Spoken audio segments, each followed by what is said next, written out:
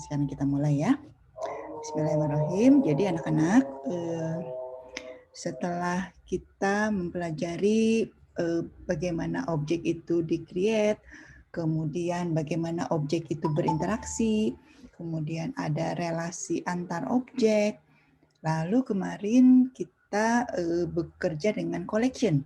Collection itu artinya bagaimana kita mengelola objek yang banyak, tidak hanya satu, jadi lebih dari satu objek ya. Nah, collection itu bermacam-macam. Salah satu yang cukup bisa digunakan adalah list dan array list ya. Nah, setelah memahami bahwa objek itu bisa digunakan secara bersamaan, kemudian sudah tahu juga bahwa objek itu ada relasinya, ada interaksi. Nah, kita masuk ke konsep berikutnya ya. Ini kita sebut final concept ya, jadi kumpulan-kumpulan konsep di akhir. Jadi ini seperti advance gitu ya. Jadi kalau belajar objek oriented itu pertama objek oriented saja gitu. Kemudian bagaimana objek oriented itu memiliki relasi yang utamanya relasi inheritance misalnya ya.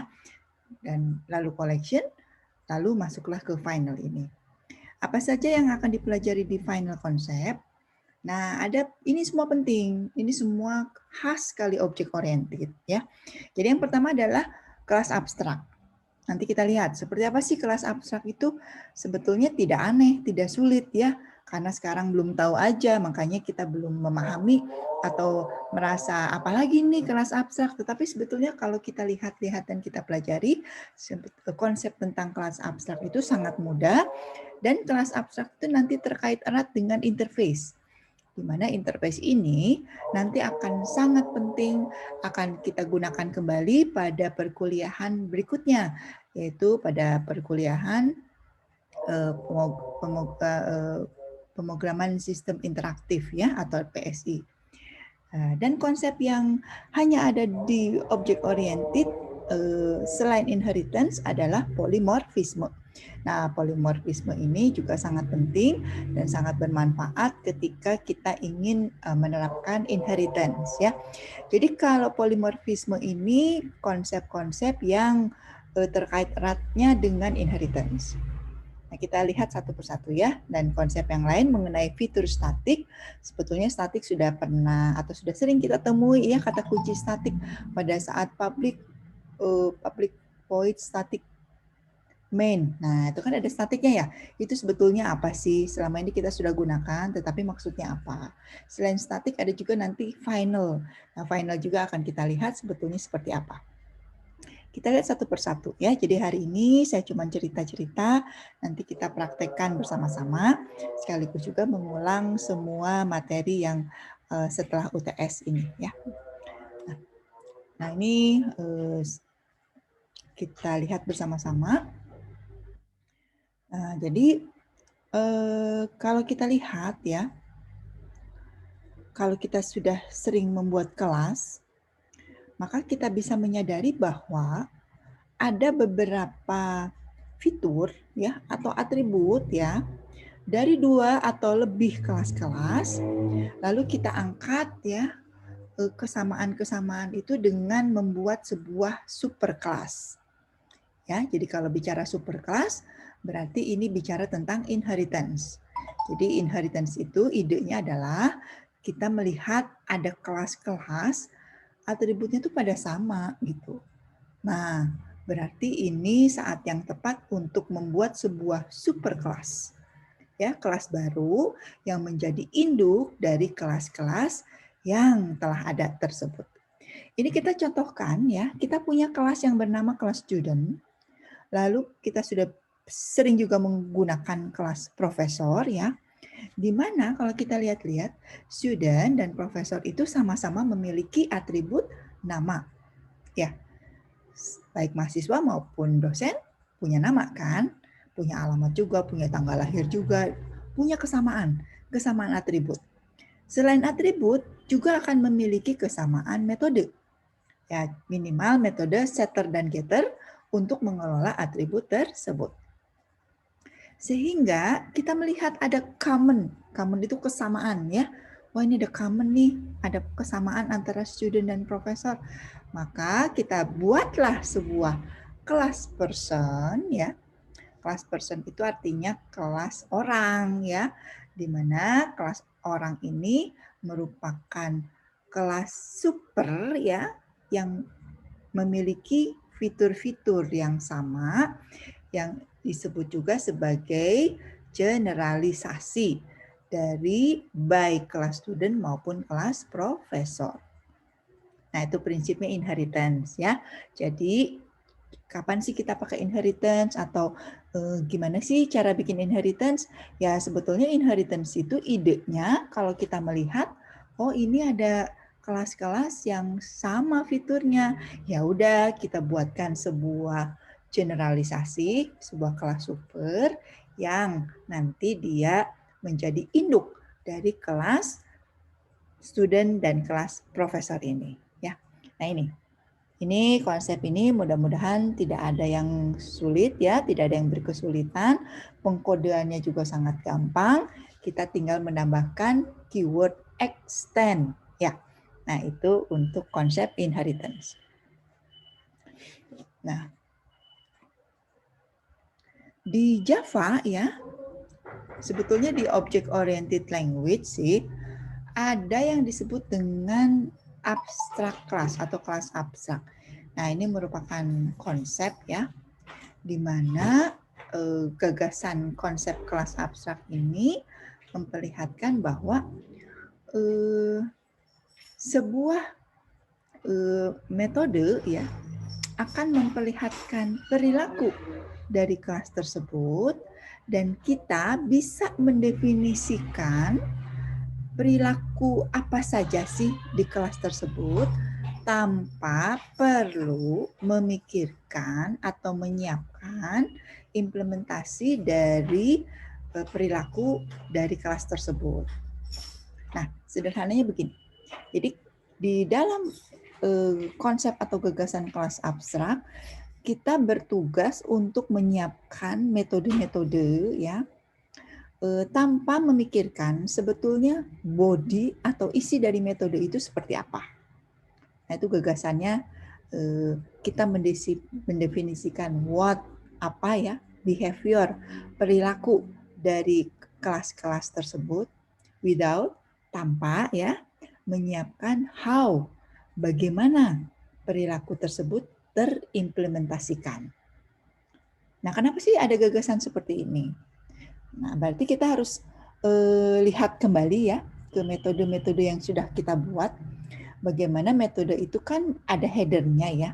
Ada judul metode, ada parameter, lalu ada body-nya. Ya, body itu isi dari metodenya. Nah, ketika kita membuat metode, barangkali kita belum tahu sebetulnya isi dari metode itu harus seperti apa. Tapi kita tetap bisa membuat metode tersebut dan membuat bodinya itu kosong, ya. Dan ketika dijalankan, program akan baik-baik saja.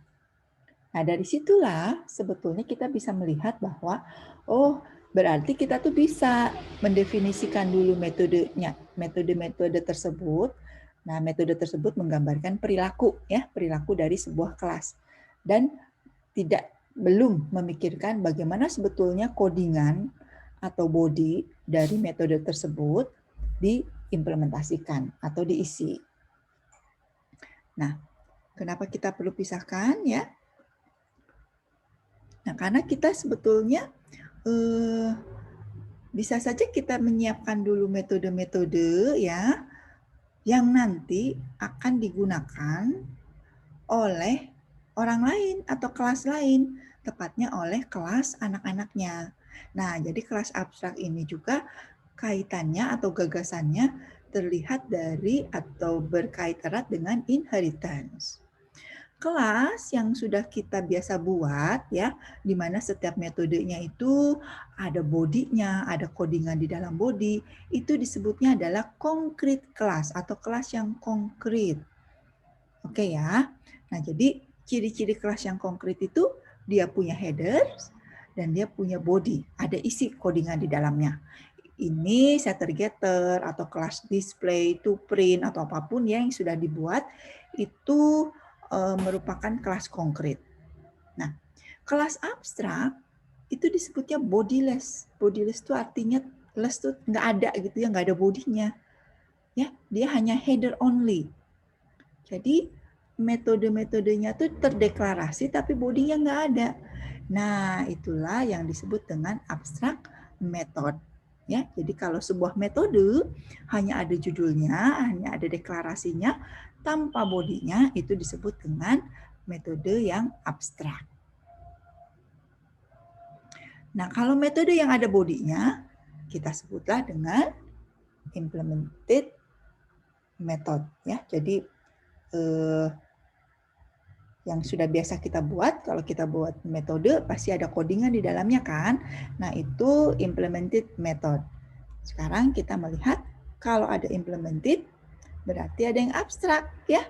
Jadi kita melihat ya. Nah, contohnya kita punya kelas course. Course itu mata kuliah ya.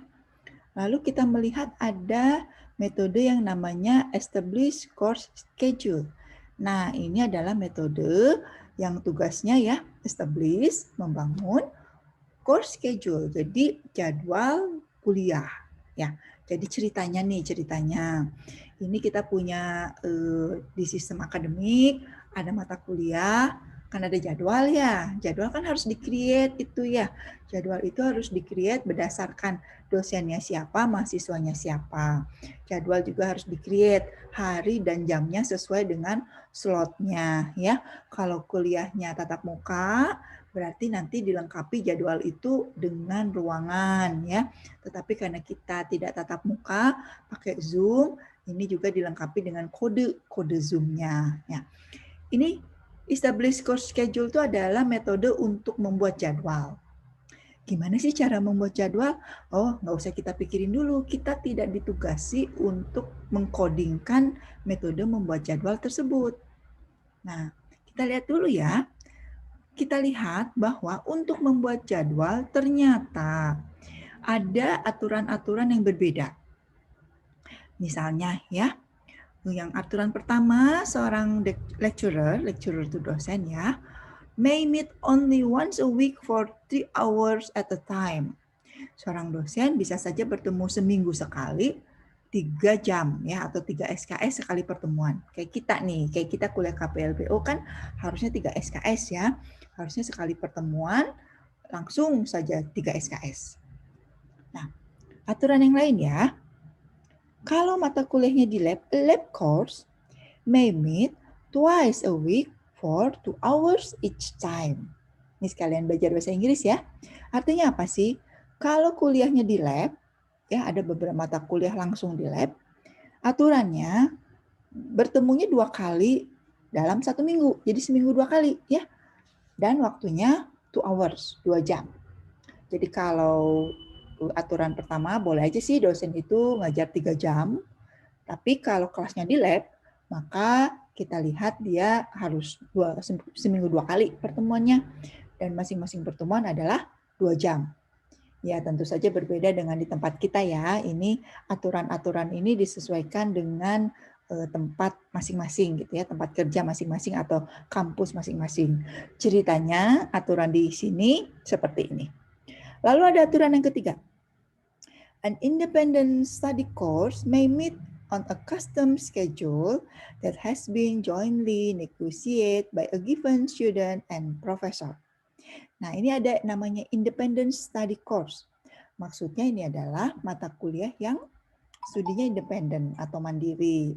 Kalau di kita mah ada responsi namanya ya. Jadi responsi itu seperti kuliah tambahan di mana jadwalnya itu custom, janjian ya, jointly negotiate dari student dan profesornya.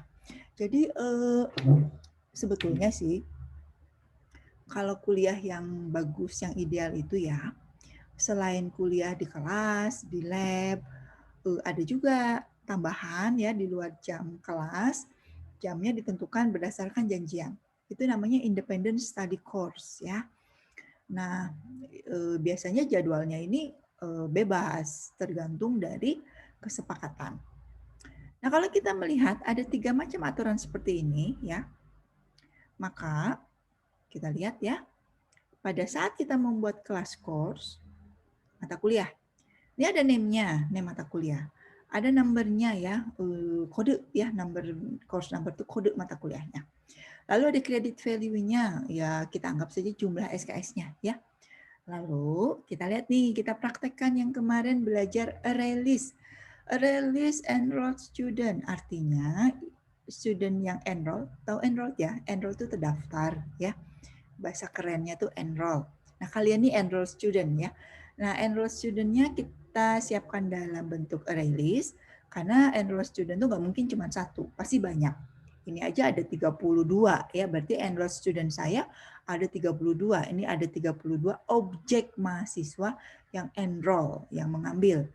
Makanya kita perlukan array list. Lalu ada professional instructor. Nah, ini artinya ada instruktur yang bertipe dari kelas profesor. Ya, jadi kalau kita lihat ini string integer. Loh kok ini array list? Iya, berarti tipenya array list. Loh kok ini profesor? Berarti tipenya adalah kelas profesor. Nah, ini kelas course ini sudah kita kumpulkan semua pengetahuan terkait dengan object oriented, khususnya pada saat pendefinisian. Sekarang kita lihat. Di kode yang bawah ini adalah void enroll student, ya, student S. Lalu isinya enroll student add S. Add, ya. Berarti ini kelihatan ya kodenya.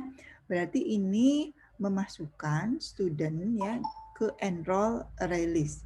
Jadi disimpan ke array list. Gitu ya. Nah, sama ini juga assign instructor Profesor P. Kalau dari judul metodenya ini assign ya, instructor Profesor P. Berarti kita men-set instruktur P ya, set instruktur ini untuk mengeset instruktur dari course tersebut. Misalnya KPLBO nih, instrukturnya saya ya. Berarti set instructor Profesor P, Ibu Ayi ya, ke dalam atribut instructor.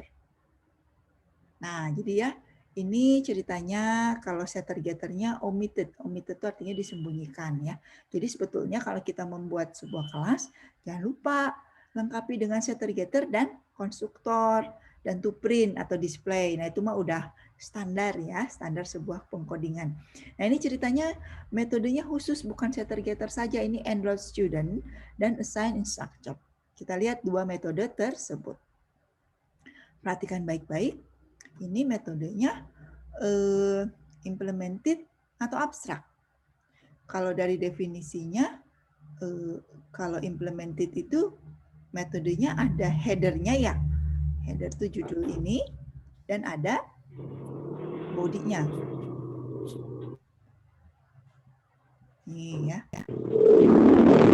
Ini body-nya, ini header ya. Header-nya ya. Yang sebelah sini body. Body itu ada kurawal buka, kurawal tutup. Nah, oke ya. Jadi ini mah metode biasa yang implemented, yang konkret karena ada header dan ada body-nya. Begitu ya. Lalu kita lihat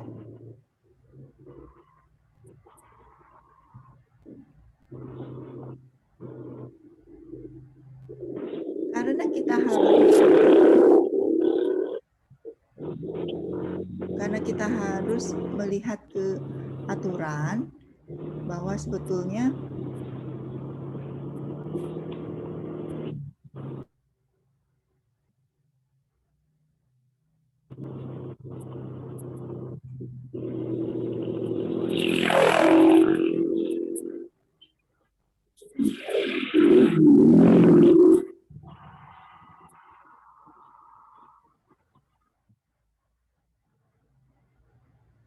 oke, nah kita lihat ya.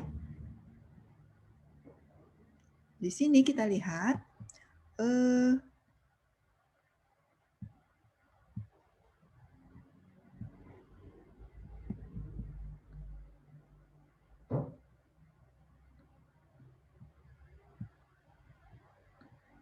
nah, kita lihat bahwa Kita bisa saja ya membuat, karena kita belum tahu nih bagaimana sih codingan untuk course establish course schedule tadi ya. Maka kita bisa membuat metode ini menjadi abstrak. Metode abstrak itu seperti apa? Metode abstrak itu hanya ada judulnya saja ya. Kalau course ini kan jadwal. Nah, jadwal ini kita lihat ya, ada start date, ada end date. Misalnya awal kuliah sampai akhir kuliah. Tapi isinya kita belum tahu, belum kebayang. Algoritmanya kayak apa, belum tahu aturannya seperti apa. Harus nanya dulu ke bagian akademik. Sebetulnya rumus atau aturan untuk menjadwal itu seperti apa sih? Nah, kita buat dulu saja nama kelasnya ya. Nama metodenya. Lalu kita lengkapi juga dengan parameter ya. Nah, jadi ini ada parameternya juga ya. Tapi kalau kita lihat ya, tidak ada bodinya. Lihat ini langsung titik koma. Tidak ada kurawal buka, tidak ada kurawal tutup. Nah, inilah abstrak yang bodiless, nggak punya body ya. Jadi kalau yang atas kita lihat nih, bandingkan dengan yang atas, kita lihat bahwa ini ada kurawal buka, kurawal tutup ya. Ini yang kita lihat ini yang ada kurawal buka, kurawal tutup ini menunjukkan dia ada bodinya. Nah, ini berarti enroll student ini adalah kelas yang konkret atau implemented. Sementara kalau yang bawah, kok nggak ada kurawal buka, kurawal tutupnya? Langsung saja titik koma. Ini artinya dia hanya header dari abstraknya saja. Dari header dari metodenya saja. Nah, inilah yang disebut dengan kelas abstrak. Metode abstrak ya. Karena itulah kita harus menggunakan keyword abstrak.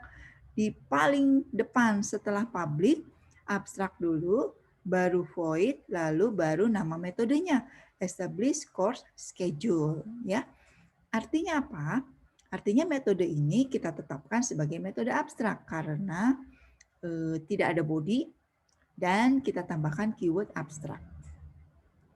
Akibatnya, karena kita punya metode yang abstrak, maka kelas kita ini haruslah menjadi kelas yang abstrak. Kita lihat ya di atasnya ini ada tulisan abstrak sebelum kata kelas. Jadi public abstract class course. Nah, ya. Sekarang kita sudah memenuhi tata cara. Kelas abstrak ini syaratnya adalah ada minimal satu aja metode yang abstrak. Ya, kalau ada satu aja metode yang abstrak, maka kelas ini harus jadi kelas abstrak. Nah, sekarang kita bertanya-tanya, kenapa sih metode ini harus dibuat jadi abstrak? Kenapa nggak dibuat implemented aja, konkret aja, ada codingannya? Pertama, ya, tadi kan kita sudah dapat aturan. Kalau dosen profesor yang di kelas, dia pertemuannya seminggu sekali, tapi 3 jam. Tapi kalau kelasnya di lab, maka dia harus 2 kali seminggu, tapi 2 jam. Lalu kalau independent course ya, itu beda lagi, harus jadwalnya terserah dosen dan mahasiswanya. Ya, jadi ini karena untuk establish course schedule ini aturannya berbeda-beda ya, dan kita belum tahu, maka kita biarkan saja dijadikan kelas abstrak agar supaya kita tidak perlu memikirkan codingannya kayak apa. Buat aja dulu jadi kelas abstrak.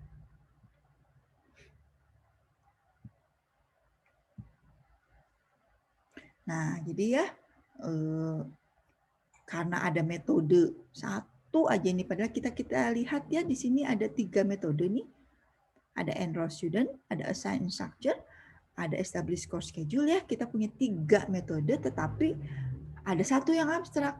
Karena ada satu yang abstrak, maka kelasnya harus kelas abstrak ya. Jadi mau nggak mau. Nah, jadi cara kalau membuat kelas abstrak tuh gampang banget, yaitu ditambahkan keyword abstrak sebelum kata kelas. Caranya kenapanya juga gampang banget ya, karena ada satu metode yang abstrak. Terus kenapa tuh kita membuat metode yang abstrak? Ya karena kita belum mau memikirkan codingan di dalamnya kayak apa. Jadi dibuatlah dia bodiless yang nggak ada bodinya. Nah, itulah enaknya coding object oriented ya. Aduh, belum kepikir algoritmanya, belum selesai nih. Ya buat aja. Bisa kurawal buka, kurawal tutup ya, dikosongkan. Atau lebih elegan, kita buat dia menjadi kelas abstrak. Nah, terus ngapain dong kita membuat kelas abstrak? Ya, kelas abstrak ini akan berguna pada saat adanya inheritance. Kita lihat ya. Di sini kita lihat kelas abstraknya diterapkan ke superclass. Oke ya, ke superclass. Berarti sekarang superclass kitanya bentuknya kelas abstrak. Kalau ada superclass, maka ada subclass. Anak-anak kelasnya ya. Dia akan inherit dari superclassnya. Maka dia akan mewarisi seluruh fitur dari kelas abstraknya, termasuk juga metode-metodenya, termasuk juga metode-metode yang abstrak. Jadi semua yang ada di kelas induk itu bisa diwariskan ke kelas anak ya, atau subkelas. Nah, gara-gara ada metode yang abstrak, maka kelas anak berkewajiban untuk mereplace an inherited abstract method ya with a concrete version. The subclass need merely override it. In so doing, we drop the abstract keyword from the method header and replace the terminating semicolon with a method body. Code enclosed in braces. Nah, jadi anak-anak gini ya. Jadi karena kita sudah membuat superkelasnya itu berupa kelas abstrak, di mana di dalamnya ada satu metode abstrak, ketika terjadi inheritance dengan kelas anaknya itu nggak boleh abstrak lagi. Dia harus mengganti metode yang abstrak dengan yang konkret. Caranya bagaimana? Hilangkan kata abstraknya dan diisi bodinya. Ya, bodinya kita tinggal coding di dalam kurawal buka, kurawal tutup. Nah, jadi ceritanya karena course atau mata kuliah ini tadi kan ada 3 ya, ada 3 spesifik, yaitu course lecturer, ada course di lab, ada course yang independent. Nah, ini untuk course yang lecturer, maka kita lihat ya, kelas lecturer course ini harus mengextend course. Kalau ada keyword extend berarti ini inheritance. Karena dia extend dari course, maka seluruh kelas lecturer ini akan mewarisi seluruh atribut dan metode yang ada di kelas course, termasuk juga yang abstraknya. Karena ada yang abstrak, maka kelas anak ini diwajibkan ya untuk menjadikan metode tersebut menjadi implemented atau konkret. Caranya kita lihat ya. Sekarang established course schedule ini sudah tidak ada lagi tulisan abstraknya ya. Langsung saja public void. Ya, parameternya tetap dan ada kurung kurawal buka, kurawal tutup. Ini semua adalah si body dari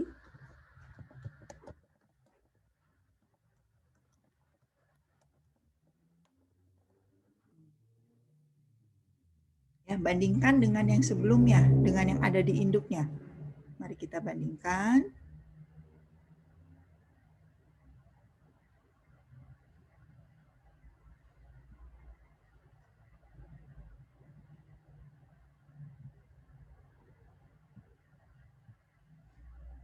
Nih, kita lihat ya. Dimana kalau yang di induknya langsung ada titik koma. Oke.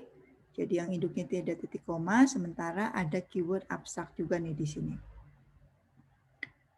Sedangkan untuk kelas anak, di mana dia turunan dari course, ya, action course, maka metode establish course schedule yang tadinya abstrak, kita buat menjadi konkret dengan menghilangkan kata abstraknya dan menambahkan body di metode tersebut, kurawal buka, kurawal tutup.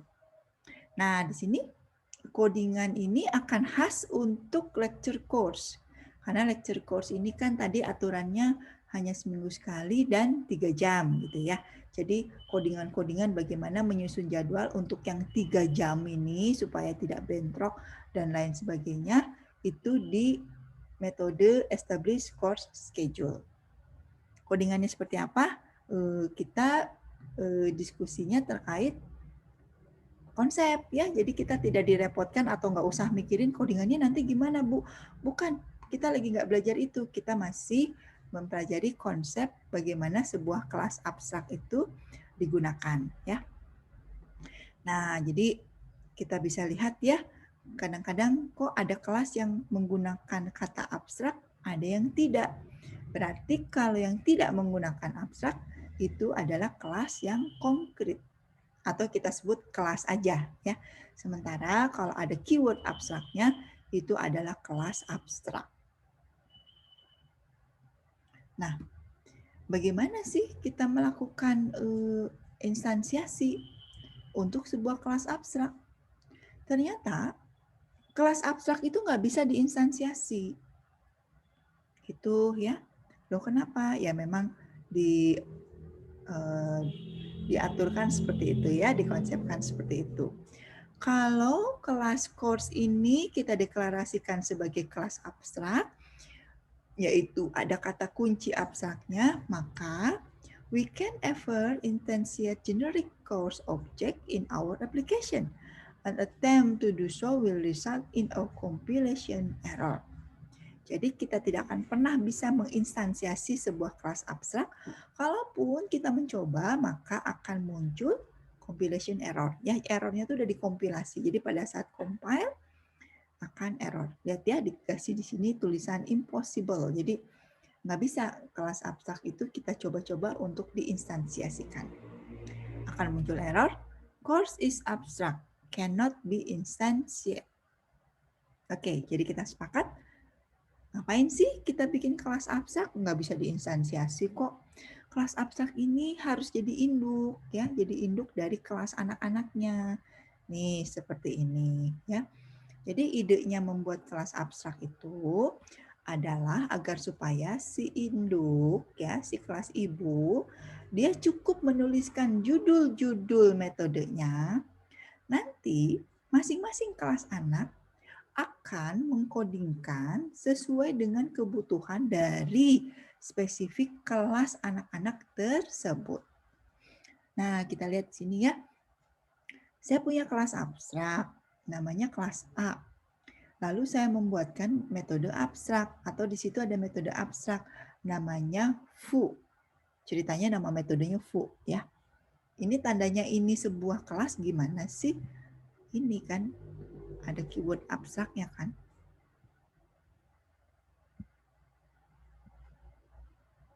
Nih, ada keyword kelas, ada keyword abstrak, lalu ada metode ya. Metodenya itu ada keyword abstrak dan memang kita lihat di belakangnya. Langsung titik koma. Artinya ini hanya headernya saja. Bodinya mana? Nggak ada. Jadi kita bayangkan aja tuh kepala nggak ada badannya ya. Jadi gentayangan gitu, kepala doang, header doang, badannya nggak ada, badannya hilang gitu. Nah, badannya itu nanti ada di kelas anaknya. Kita lihat sekarang. Kelas abstrak yang A ini ya, dia merupakan induk dari kelas X dan juga kelas B. Sementara kelas Y ini anak dari kelas B. Oke. Kelas X karena dia kelas yang konkret, maka metodenya juga harus konkret. Bedanya apa dengan codingan di atas? Kita lihat ya, di kelas X ini setelah nama metode, lihat ya tidak ada lagi tulisan abstraknya di sini. Nama kelasnya juga tidak ada abstraknya. Yang kita lihat adalah kurawal buka, kurawal tutup, lalu di sini dikosongkan ya bodinya ya. Ceritanya dipersilahkan ke kalian masing-masing untuk mengkodingkannya ya. Tapi kita lihat bedanya apa? Kalau yang abstrak, titik koma langsung. Kalau yang konkret, itu ada kurawal buka, kurawal tutup, tapi isinya boleh dikosongkan ya. Tapi itu berarti bodinya udah ada. Bodinya tuh dilihat dari ada kurawal buka atau kurawal tutup. Kalau kurawal buka, kurawal tutupnya ada, berarti itu membentuk body, badannya ada. Tapi codingannya kosong. Kelas X, kelas abstrak. Kelas X, kelas konkret. Kelas A, kelas abstrak. Kita lihat lagi ya, kelas B sekarang. Kelas B masih abstrak. Iya, karena ada tulisan abstraknya ya. Kita lihat nih kelas B ini, oh dia berupa kelas abstrak dan ada abstrak void ya, abstrak void bar. Nah, jadi nama metodenya bar. Lalu kita perhatikan di depannya ada kata abstrak dan di akhir bar itu ada titik koma. Berarti ini sama juga kepala yang bergentayangan ya. Metode header kepalanya doang kelayapan, tapi bodinya nggak ada. Ya, langsung titik koma, langsung kayak kekat, kepotong set gitu ya. Jadi cuman kepala doang, badannya nggak ada gitu. Nah, bayangkan seperti itu, itulah kelas abstrak ya. Metode abstrak ini metode yang nggak punya body. Karena ada metode yang abstrak, maka kelasnya harus abstrak. Idenya seperti itu. Nah, kita lihat sekarang kelas Y. Kelas Y ini tidak abstrak karena tidak ada keyword abstraknya. Nah, kelas Y ini karena dia inheritance, turunan dari kelas B, maka dia mewarisi metode bar. Sementara B ini turunan dari kelas A, punya metode foo. Maka kelas Y ini juga ada metode foo juga. Yaitulah warisannya. Kalau pewarisan ini kita dapat warisan dari ibu kita, dari orang tua kita juga dapat warisan dari kakek nenek kita loh, ya. Kalau di Islam sih kepotong ya. Kalau kita dulu kayaknya SMP SMA ya belajar hukum waris, pada belajar nggak? Kalau kita punya kakek, tapi orang tua kita masih ada, biasanya kita nggak dapat waris ya. Tapi kalau orang tua kita udah nggak ada, kakek kita masih ada perhitungannya. Nah, kalau di object oriented pewarisannya gimana? Ya selama dia turunan dari seorang superclass, dia dapat metode atau atributnya. Bagaimana dengan kakeknya? Jadi kalau kita lihat kelas Y ini cucu ya, cucu dari kelas A. Nah, dapat juga otomatis ya, nggak pakai hukum waris ya, nggak pakai aturan-aturan gimana. Kelas Y mendapatkan metode foo dari super kelas ya, dari kelas A, sedangkan mendapatkan metode bar dari kelas B, yaitu kelas induknya ya, atau super kelas. Jadi dia punya dua. Beda nih sama kelas X cuma punya satu karena dia induk dari induknya itu langsung kelas A. Sementara kelas Y dia punya turunan. Nah, kita lihat ya sama, kita perhatikan di kelas Y ini kita lihat ya kelas foo. Kelas foo ini ini nih ya. Ada kurawal bukanya nih. Sini juga ada kurawal bukanya. Berarti ini bodinya sudah dikembalikan. Ya, jadi sudah ada bodinya. Beda dengan yang induknya. Induknya ini kelas B, kelas abstrak. Metode barnya abstrak. Nah, jadi gunanya kelas abstrak adalah kita cukup menyiapkan metodenya saja, headernya saja. Urusan implementasi dipersilahkan kepada turunan-turunannya, kepada kelas yang inherited ya. Karena memang kelas abstrak ini hubungannya dengan inheritance ya. Jadi kelas-kelas sub atau anak-anak ini boleh-boleh aja memiliki perbedaan atau pengkodengan yang berbeda meskipun sama-sama namanya metode foo. Metode foo di kelas X dengan metode foo di kelas Y bisa saja berbeda. Itulah gunanya kelas abstrak. Di induknya cukup dideklarasikan saja, di masing-masing anaknya kita implementasikan sesuai dengan kebutuhannya masing-masing. Sementara di kelas Y, dia dapat warisan, harus mengimplementasikan bar ya, dan juga harus mengkodingkan, mengimplementasikan foo. Jadi nggak enaknya di object oriented itu ya, kalau di kelas anak, ibunya abstrak gitu ya, ibunya absurd, abstrak gitu ya. Kita sebagai anak, sebagai cucu, wajib untuk membuatnya menjadi tidak abstrak. Ya, jadi lucu ya. Jadi kalau kita punya leluhur kita masih abstrak, tugas kita jangan bikin jadi abstrak lagi, tapi mengimplementasikan, membuatnya menjadi konkret, nyata, ada gitu ya, bisa dieksekusi, tidak compile error juga ya tentunya. Nah, jadi seperti ini ya. Jadi kalau kita lihat dari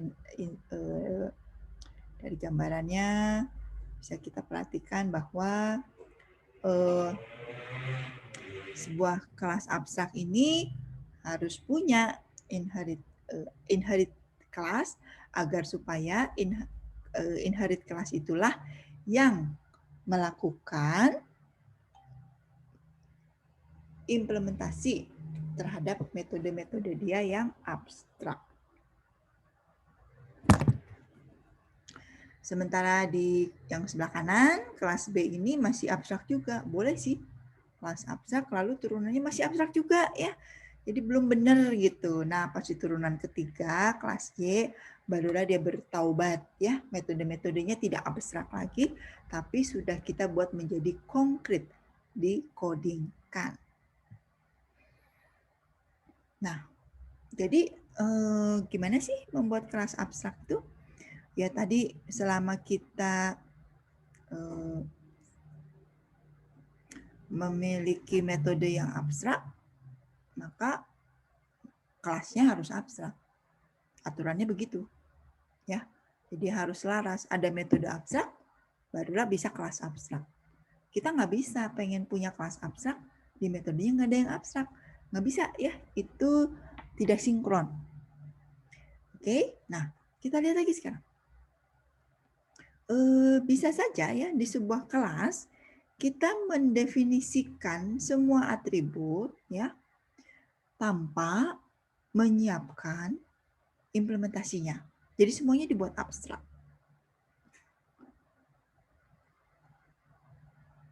Nah kita lihat ya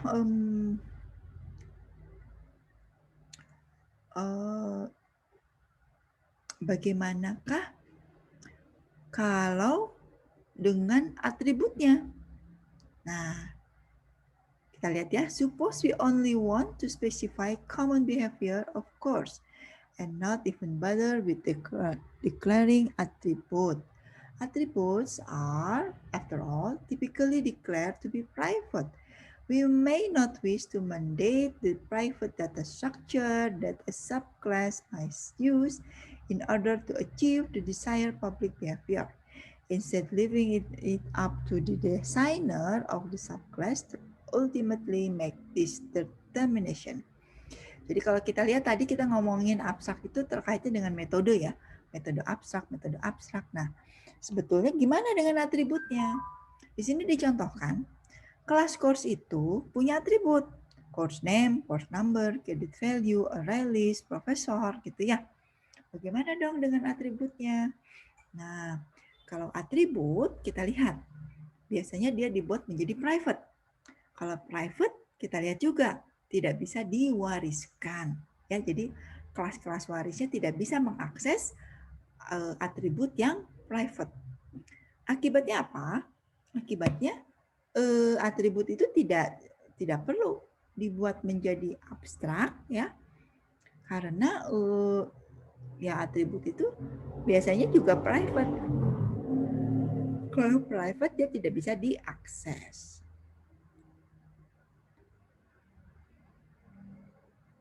Nah, sekarang kita lihat ya, step by step. Ini kalau kita sudah kebayang, oh kelas abstrak itu tinggal menambahkan keyword abstrak. Tetapi persyaratannya dia memiliki metode yang abstrak juga. Lalu kalau kalian harusnya bertanya-tanya, mau ngapain metode dibuat abstrak?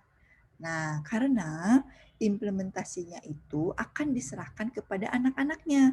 Setiap anak-anak sangat boleh untuk membuat implementasi yang berbeda-beda untuk judul atribut yang metode yang sama. Gitu ya. Jadi kelas abstrak ini kita buat karena memang kelas ini akan memiliki turunan. Nanti turunannya aja lah yang menyelesaikan persoalan atribut metode tersebut. Nah, kita lihat ya abstrak one step further. Jadi kalau kita lihat lebih jauh tentang abstrak. And as an example, say that we wanted to define what it means to teach at university. Perhaps in order to teach an object, would need to be able to perform the following service. Agree to teach in particular course. Assign textbooks to be used for the course. Define a syllabus for the course. Approve the enrollment of particular student in the course. Nah, jadi kalau kita lihat ya, kalau kelas profesor, maka dia berkewajiban untuk mengagree ya, harus persetujuan dulu bahwa dia mau mengajar. Jadi kalau kita mengajar atau saya menetapkan siapa mengajar apa, itu biasanya ada approval, persetujuan ya. Jadi agree to teach a particular course. Lalu design the textbook to be used for the course.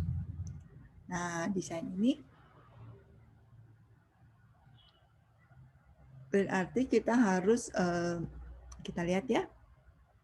Yang di atas ini adalah kita membayangkan kelas course dan apa saja sih metodenya. Nah, jadi kalau kelas course ini harus menyetujui particular course, maka kita buatkan metode yang bernama agree to teach untuk course tertentu. Sementara untuk design a textbook to be used for the course. Nah, ini berarti kita tetapkan siapapun boleh membuat textbook yang akan digunakan di course. Maka kita buatkan metodenya, desain textbook ya, void saja. Lalu textbooknya tersebut judulnya apa ya dan sebagainya, tergantung Ibu Falaha, tergantung dari apakah textbook tadi sesuai dengan course yang mana ya. Kemudian kita membuat metode silabi.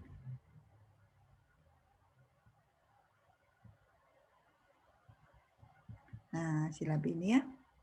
Ini silabus ya. Silabus itu artinya apa yang mau dipelajari dalam mata kuliah tersebut. Nah, sebuah mata kuliah harus menyiapkan define silabi ya. Jadi silabusnya mau seperti apa. Lalu kemudian approve the enrollment of particular student in the course ya. Jadi kita membuatkan metode sesuai dengan mata kuliahnya, studentnya mana, mata kuliahnya apa gitu ya. Jadi kita membuat approval untuk enrollment, untuk mengambil mata kuliahnya tertentu untuk mahasiswa atau student tertentu.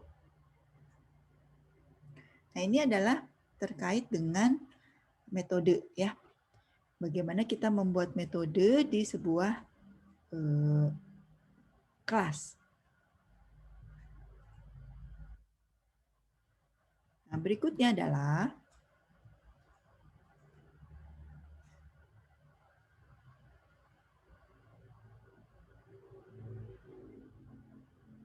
kita membuat, kita lihat ya kelasnya.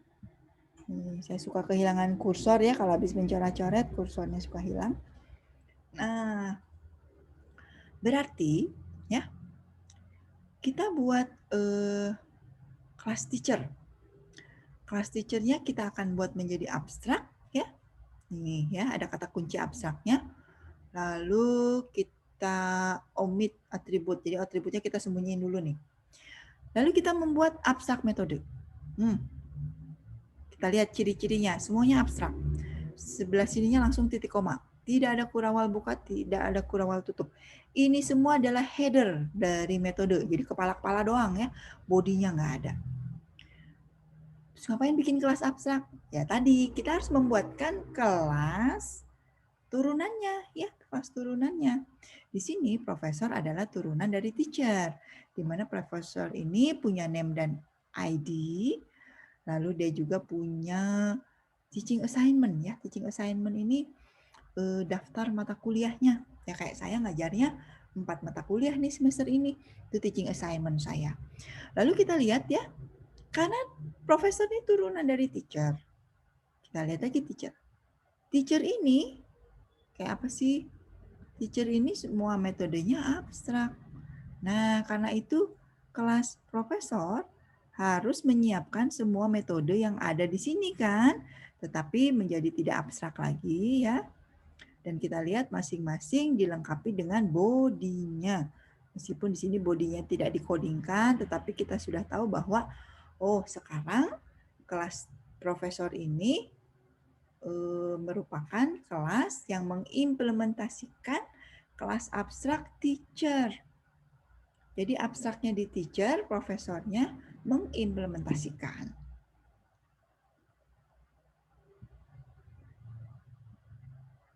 Nah, kita lihat ya kelanjutannya sedikit lagi.